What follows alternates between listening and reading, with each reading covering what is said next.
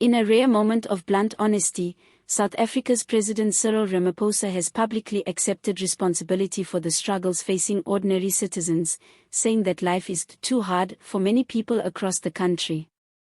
This admission, delivered in recent remarks on inequality, poverty, corruption and service delivery, has sparked a wave of reactions, some praising him for owning up, others questioning whether this marks a turning point or simply rhetoric.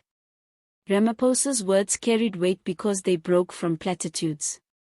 He acknowledged that despite decades of democracy and institutional reforms, millions of South Africans remain trapped in hardship.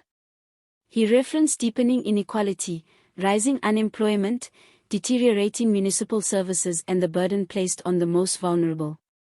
In his address to a national dialogue group, he conceded that progress has not matched people's expectations and that government must do better.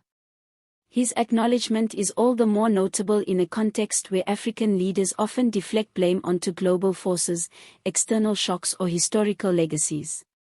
Ramaphosa did not shy away from referencing persistent systemic failures, corruption, weak governance, failing municipalities, fragmented public services, and the ravages of inequality. But he also insisted that these cannot excuse incapacity. It is essential to look at what has led to this moment.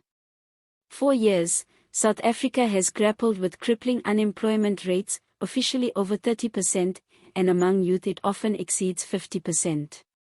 The energy crisis, with years of frequent load shedding, has battered businesses and undermined quality of life.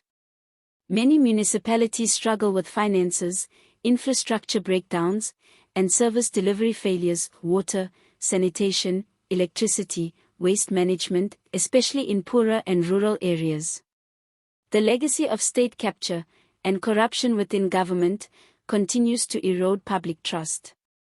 In his 2024 State of the Nation address, Ramaphosa noted that the real tragedy of state capture was that it diverted attention and resources from essential service delivery.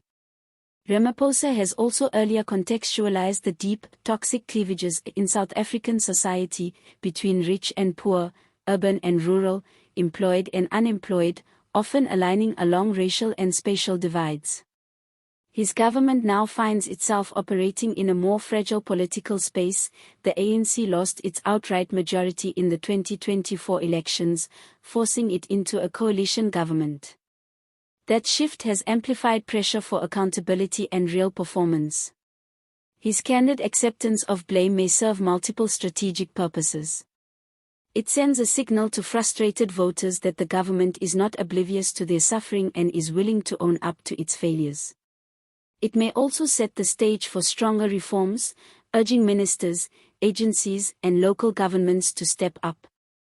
But skeptics caution, words are cheap, and South Africa's history is littered with grand speeches that yielded little change.